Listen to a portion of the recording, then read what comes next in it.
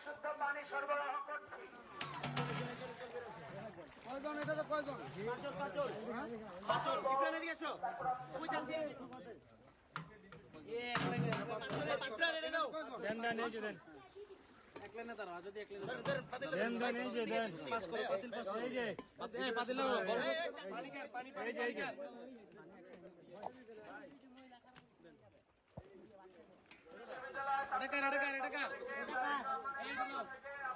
দুইজন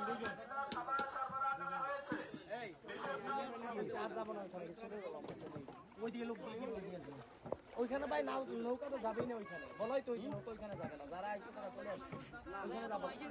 ঢাকা বিশ্ববিদ্যালয়ের নেতা কর্মীরা বিএনপির ভারপ্রাপ্ত চেয়ারম্যান রান্না করা খাবার এবং প্রয়োজনীয় ওষুধ সামগ্রী বিতরণ করছি।